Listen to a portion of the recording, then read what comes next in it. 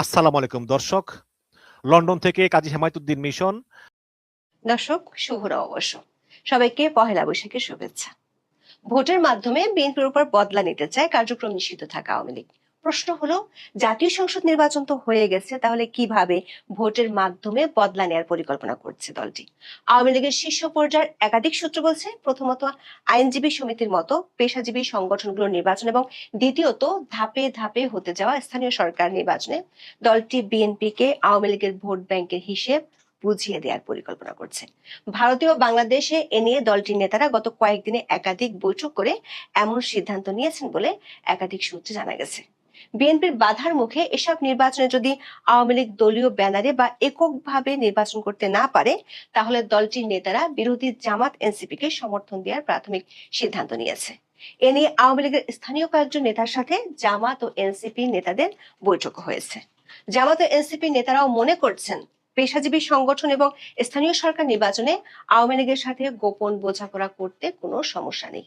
দল দুটির নেতাদের দাবি, রাজনীতিতে শেষ কথা বলে কিছু নেই। 14 এপ্রিল চট্টগ্রামে গিয়ে এক সময়কার আওয়ামী লীগ নেতা মঞ্জুর আলমের সাথে এনসিপি নেতা ও সাংসদ হাসনাত আব্দুল্লাহর বৈঠকের পর এই গোপন সমঝোতা নিয়ে আলোচনা শুরু হয়েছে।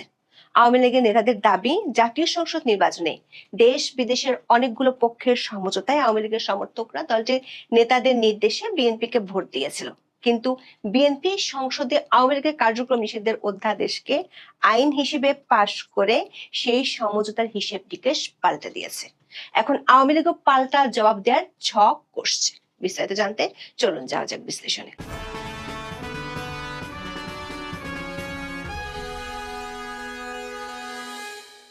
2025 সালের 11 মে সন্ত্রাস বিরোধী আইনটি সংশোধনী এনে অধ্যাদেশ জারি করেছিল অন্তর্বর্তী সরকার।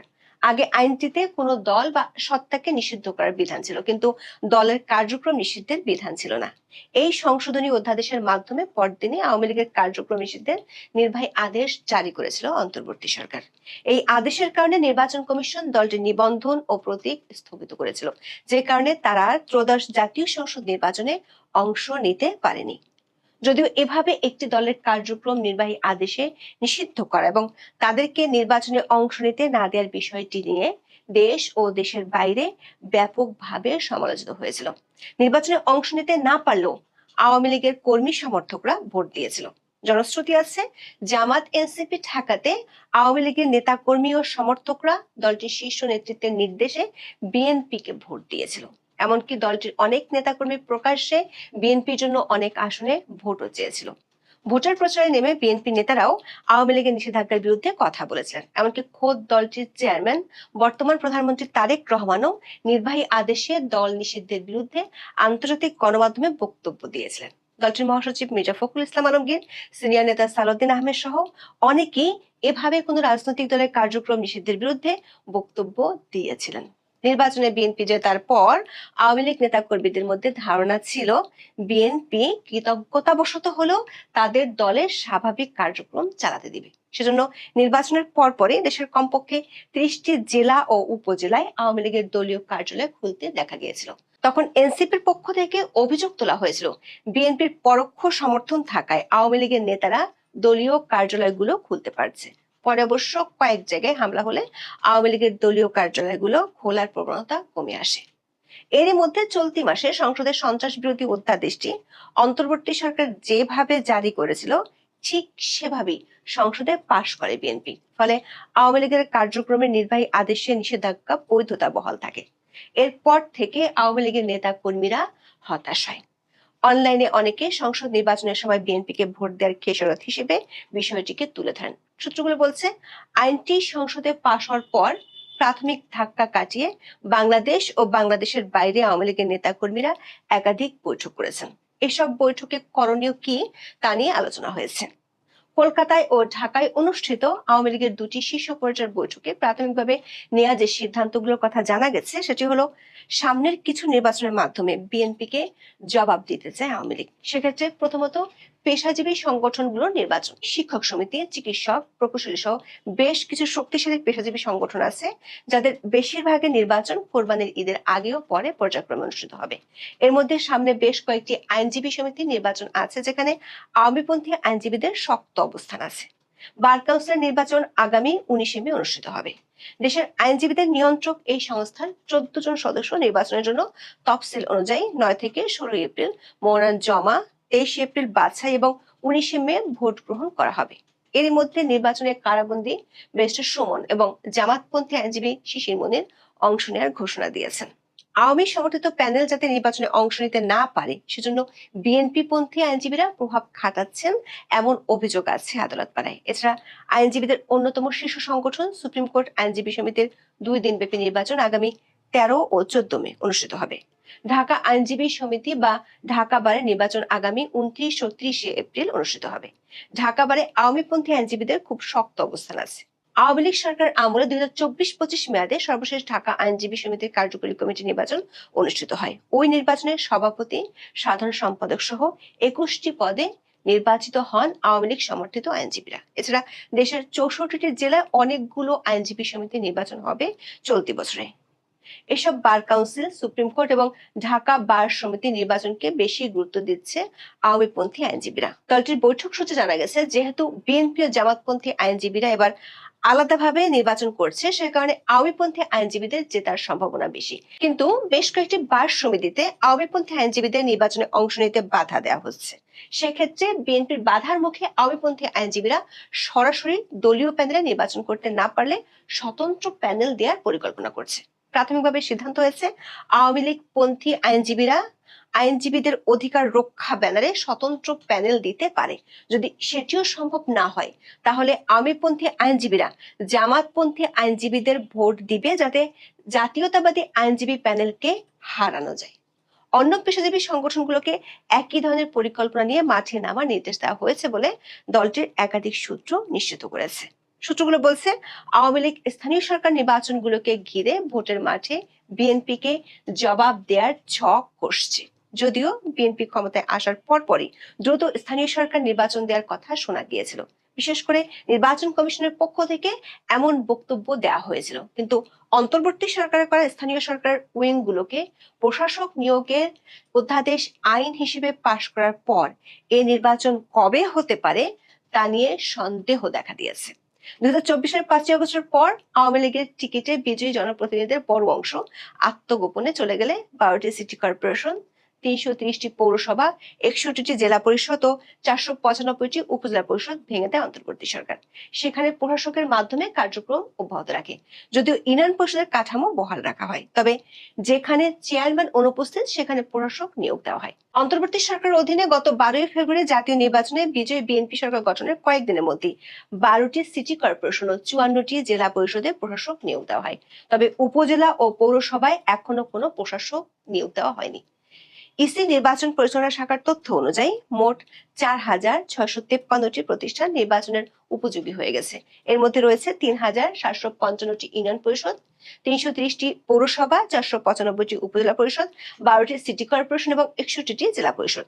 নির্বাচন কমিশনের কয়েকজন কর্মকর্তা মনে করেন, সরকার দেরি করলেও স্থানীয় সরকার নির্বাচনগুলো দিতেই হবে। প্রায় 19 মাস ধরে নির্বাচিত জনপ্রতিনিধি ছাড়া চলছে অধিকাংশ স্থানীয় সরকার প্রতিষ্ঠান। গত 17ই ফেব্রুয়ারি নতুন সরকার যাত্রা শুরুর পর চলতি বছরের মধ্যে স্থানীয় সরকার নির্বাচন দেওয়ার পরিকল্পনার কথা জানা যায়। সরকার যাদেরকে প্রশাসক হিসেবে বসিয়েছে স্থানীয়ভাবে তাদের পারফরমেন্সও ভালো নয়। সেজন্য স্থানীয় সরকার বিভাগের পরিকল্পনা করছে ধাপে ধাপে এই নির্বাচন অনুষ্ঠিত হবে। প্রথম পর্যায়ে ইউনিয়ন পরিষদ ও দ্বিতীয় ধাপে পৌরসভার ভোট গ্রহণ করা হবে। পরবর্তী সময়ে উপজেলা ও জেলা পরিষদ নির্বাচন এবং সবশেষে সিটি কর্পোরেশন নির্বাচন আয়োজনের পরিকল্পনা করছে সরকার স্থানীয় সরকার বিভাগ। সরকার একটি সূত্র বলছে, আগামী ঈদুল আজহার পর দেশে স্থানীয় সরকার নির্বাচন আয়োজনের প্রস্তুতি নিচ্ছে সরকার। নির্বাচন কমিশন সূত্রে জানা গেছে, ইউনিয়ন পরিষদ, পৌরসভা সহ স্থানীয় সরকারের অধিকাংশ প্রতিষ্ঠান এখন নির্বাচন উপযোগী হলো কখন ভোট হবে তা সরকারের উপর নির্ভর করছে। কেননা এই ভোটগুলোর সিদ্ধান্ত নিয়ে থাকে স্থানীয় সরকার, কমিশন কেবল ভোটের আয়োজন করে। এদিকে স্থানীয় সরকার মন্ত্রণালয় থেকে ইউনিয়ন পরিষদ নির্বাচনের তথ্য জেলায় জেলায় চিঠি পাঠিয়েছে বলে জানা গেছে। আওয়ামী লীগের 4 জন শীর্ষ নেতা দাবি করেছেন, জাতীয় সংসদ নির্বাচনে বিএনপির প্রাপ্ত ভোটের একটি বড় অংশ আওয়ামী লীগ কর্মী সমর্থকদের ভোট। আওয়ামী লীগের ভোট নিয়ে যে নির্বাচনের আগে দলগুলোর মধ্যে কাড়াকাড়ি লেগেছিল তা নিয়ে গণমাধ্যমে খবরও প্রকাশিত হয়েছিল। এবার স্থানীয় সরকার নির্বাচনগুলোতে আওয়ামী লীগ তাদের ভোট ব্যাংক দিয়ে বিএনপিকে জবাব দিতে চায়। ইতিমধ্যে দলটির সভানেত্রী শেখ হাসিনা দলটির নেতাদেরকে স্থানীয় সরকার নির্বাচনের প্রস্তুতি নেওয়ার নির্দেশ দিয়েছেন বলে দাবি করেছেন দলটির কয়েকজন নেতা। সেজন্য ইতিমধ্যে আওয়ামী লীগের অঙ্গ সংগঠন যুবলীগ, স্বেচ্ছাসেবক লীগ ও ছাত্রলীগের কমিটিগুলো পুনর্গঠনের কাজ শুরু হয়েছে। দলটির একাধিক সূত্র বলছে, গত এক সপ্তাহে স্বেচ্ছাসেবক লীগের কক্সবাজার, গাইবান্ধা, নারায়ণগঞ্জ, মৌলভীবাজার জেলা কমিটি এবং যুবলীগের কুষ্টিয়া ও চট্টগ্রাম উত্তর কমিটি দেওয়া হয়েছে। এছাড়া ছাত্রলীগের 50টি থানা ও উপজেলা কমিটি দেওয়া হয়েছে। দর্শক, এবার স্থানীয় সরকার নির্বাচনে দলীয় প্রতীক থাকবে না। তারপরও কোনো কারণে আওয়ামী লীগের নেতারা যদি নির্বাচন করতে না পারেন, তাহলে বিএনপি প্রার্থীর বিপক্ষে যাদের শক্তিশালী অবস্থান থাকবে তাদের পক্ষে কাজ করবে আওয়ামী লীগের কর্মী সমর্থকেরা। আওয়ামী লীগের নেতারা বলছেন, এর মধ্যে চট্টগ্রাম ও সিলেট সিটি কর্পোরেশন নিয়ে বিএনপির বিরোধী পক্ষগুলোর সাথে তাদের বৈঠক হয়েছে।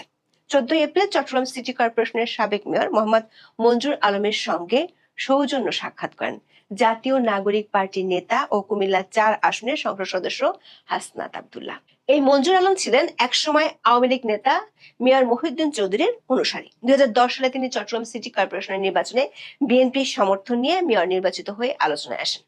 রাজনৈতিক গুরু হিসেবে পরিচিত সাবেক মেয়র প্রয়াত এবিএম মহিউদ্দিন চৌধুরীকে পরাজিত করে চমক সৃষ্টি করেছিলেন তিনি।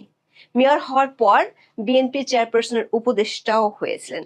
আবার 2018 সালে অনুষ্ঠিত একাদশ জাতীয় সংসদ নির্বাচনে চট্টগ্রামের একটি আসনে আওয়ামী লীগের মনোনয়নে ব্যর্থ হন মঞ্জুর আলম। জানা গেছে, চট্টগ্রাম থেকে সাবেক মেয়র মঞ্জুরকে এনসিপি প্রার্থী হিসেবে দাঁড় করাতে চায়। আওয়ামী লীগের সূত্রগুলো বলছে, যদি চট্টগ্রামে দলটির শক্তিশালী কোনো প্রার্থী মামলা বা অন্য কোনো কারণে নির্বাচন করতে না পারে, তাহলে তারা বিএনপি বিরোধী প্রার্থীকে সমর্থন দিবে। আবার কয়েকদিন আগে জামাতের আমির ডক্টর শফিকুর রহমান সিলেটে গিয়েছিলেন। সেখানে তিনি তার দলের মেয়র প্রার্থী নিয়ে আলোচনা করেন। সে আলোচনার পর আওয়ামী লীগের সিলেটের কয়েকজন নেতা যারা এখন লন্ডনে থাকেন, তাদের সাথেও জামাতের নেতাদের কথা হয়েছে। সব মিলিয়ে পেশাজীবী হোক কিংবা স্থানীয় সরকার নির্বাচন, ভোটের মাঠে বিএনপিকে জবাব দেওয়ার কৌশল আঁটছে আওয়ামী লীগ। সেটি নিয়ে এরই মধ্যে জামাত ও এনসিপি শীর্ষ কয়েকজন নেতার সাথে তাদের বৈঠক হয়েছে, এমন দাবিও পাওয়া গেছে আওয়ামী লীগের কয়েকজন নেতার কাছ থেকে। তারেক রহমানকে আসলে পরামর্শ দিচ্ছেন কারা? কারাই বা তাকে বিভিন্ন তথ্য সরবরাহ করছেন?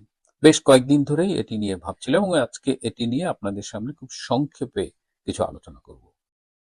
শেষ পর্যন্ত সাথে থাকবার জন্য অনুরোধ করছি।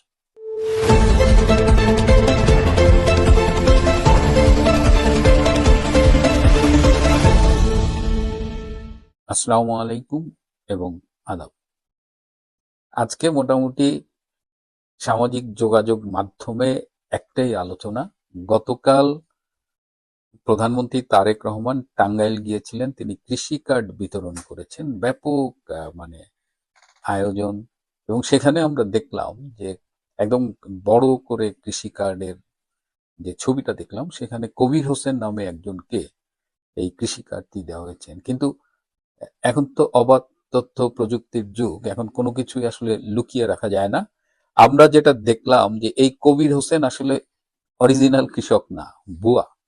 তিনি আইফোন ব্যবহার করেন, গাড়িতে চলেন, বিদেশ ভ্রমণ করেন। এই সব ছবি সামাজিক যোগাযোগ মাধ্যমে চলে এসেছে, আপনারা স্ক্রিনে দেখতে পাচ্ছেন।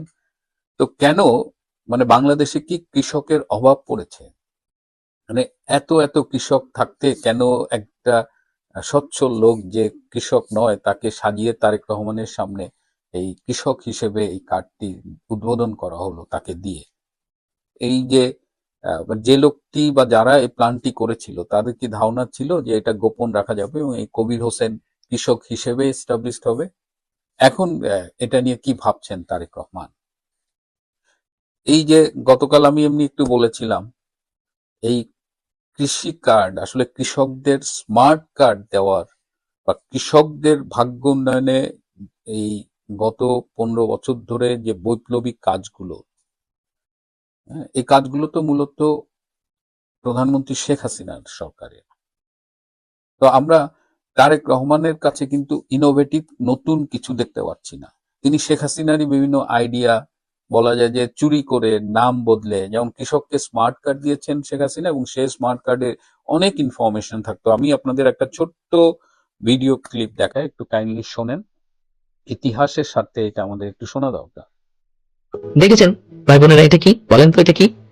এটার নাম হচ্ছে কৃষক কার্ড। এই কৃষক কার্ডটা হবে ব্যাংক কার্ডের মতনই সিস্টেম, আমরা অ্যাপ দিয়ে দিব আস্তে আস্তে। এই কৃষি কার্ডের মূল চিন্তা করেছিল আজকের প্রধানমন্ত্রী জনাব Tarique Rahman. I've seen this one. This is a classic. প্রণোদনা ভর্তুকি বিতরণ সহজীকরণে 1,62,00,000 কৃষককে স্মার্ট কার্ড দেওয়ার উদ্যোগ নিয়েছে সরকার। কৃষি উপকরণ, বীজ সরবরাহ, ব্যাংক অ্যাকাউন্ট সহ 71টি তথ্য থাকবে কৃষকের স্মার্ট কার্ডে। প্রকল্পের আওতায় 1,80,00,000 কৃষকের ডেটাবেস তৈরি করা হবে। দেয়া হবে স্মার্ট কার্ড। এর মাধ্যমে প্রণোদনা, কৃষি উপকরণের ভর্তুকি ও ঋণ সহায়তার মতো বিভিন্ন সেবা পাবে কৃষকরা।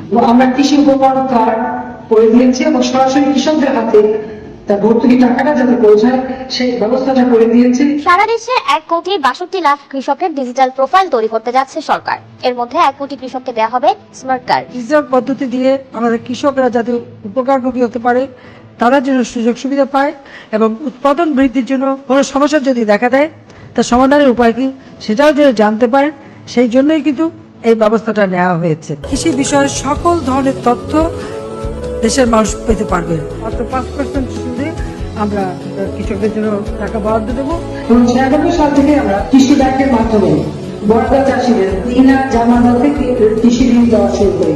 সো এই কৃষকদের জন্য স্মার্ট কার্ড, 10 টাকায় ব্যাংক অ্যাকাউন্ট খোলা, তো সেখান থেকে তো তারেক রহমান খুব বেশি কিছু ভালো কিছু করেননি, নতুন কিছু করেননি, বরং মাসে একটা কৃষক কত টাকা পাবে, তাও আবার সেই কার্ডটা প্রকৃত কৃষক কতজন পাবে, আদৌ পাবে কিনা সেই সন্দেহ এখন দেখা দিয়েছে। এই কবির হোসেনের মতো ভুয়া কৃষকরা যারা এখন উদ্বোধনে কৃষি কার্ড গ্রহণ করছেন প্রধানমন্ত্রীর হাত থেকে। কিন্তু এই টাঙ্গাইলে আরো একটা ব্লান্ডার করেছেন তারেক রহমান। তিনি বলেছেন 1979 সালে জিয়াউর রহমানের সময় যে জাতীয় সংসদ নির্বাচন হয়েছিল, যে নির্বাচনে বিএনপির প্রতীক ছিল ধানের শীষ, সেটা নাকি ভাসানী ন্যাপের প্রধান মাওলানা আব্দুল হামিদ খান ভাসানী জিয়াউর রহমানের হাতে তুলে দিয়েছিলেন। 1979 সালে ভাসানী সাহেব জিয়াউর রহমানের হাতে ধানের শীষ তুলে দিয়েছিলেন। কিন্তু এখানে একটু দেখেন, 79 সালে নির্বাচনের সময় আসলো, সেই সময় মাওলানা ভাসানী শহীদ রাষ্ট্রপতি জিয়াউর রহমানকে বললেন, তোমার হাতে আমি ধানের শীষ তুলে দিলাম, তোমার হাতে আমি ধানের শীষ তুলে দিলাম।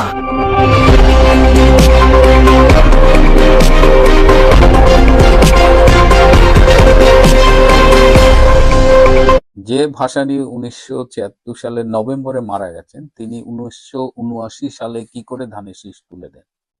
এই জন্যই বলছিলাম যে কারা তারেক রহমানকে পরামর্শ দেন, কারা তাকে তথ্য দেন। এই নিয়ে যখন খোঁজ খবর করছিলাম তখন আরো একটি বিস্ফোরক তথ্য পেলাম যে নয়াপল্টনে বিএনপির যে অফিস, এই অফিসটাও নাকি একসময় ভাসানী ন্যাপের অফিস ছিল এবং বিএনপি এটি দখল করেছে। তার মানে ভাসানী ন্যাপের অফিস দখল করেছে, ভাসানী ন্যাপের প্রতীক দখল করেছে, এবং এটা যিনি মারা গেছেন 3 বছর আগে, সুতরাং এটা তো মনে হয় না মিউচুয়াল, এটা তো মনে হয় জোর করে দখল করা। তো তারেক রহমানকে যারা এই তথ্যটি দিয়েছিলেন যে মৌলানা ভাসানী জিয়াকে ধানের শীষ হ্যান্ডওভার করেছেন, তারা কি একটু ঘেটে দেখবেন না? এখন তো এটা নিয়ে যে পরিমাণ ট্রল হচ্ছে, এই ভুয়া কৃষক কবির হোসেন, এই মৌলানা ভাসানী, আবার এটা করতে যেয়ে জানলাম যে ভাসানীর অফিসটা পর্যন্ত বিএনপি জোর দখল করেছে, এটা বিএনপি নিজস্ব সম্পত্তি নাকি ছিল না। তো এটার পাশাপাশি আমি এর আগেও একাধিকবার বলেছি, এই যে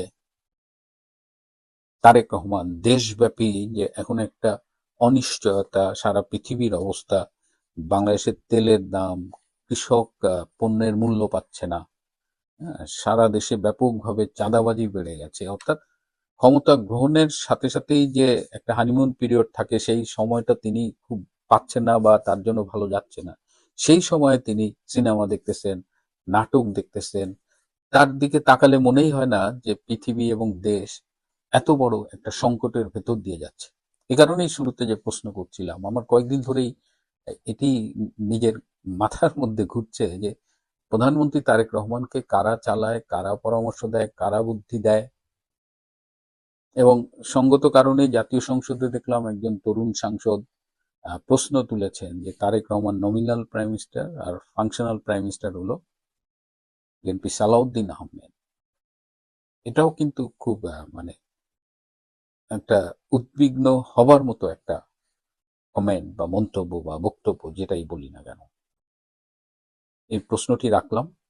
বিএনপি একটি বড় দল, তারা সন্ধ্যা রাতের ভোটে হোক আর যেভাবেই হোক ক্ষমতায় এসেছে, কিন্তু ক্ষমতায় আসার পরে তারা যেভাবে একের পর এক সার্কাস দেখাচ্ছে, তাতে আশাবাদী হওয়ার কোনো কারণ নেই। প্রিয় বন্ধুরা, আজ এ পর্যন্তই। ভালো থাকবেন, সুস্থ থাকবেন, তার চেয়েও জরুরি হলো নিরাপদে থাকবেন। সবাইকে অনেক ধন্যবাদ।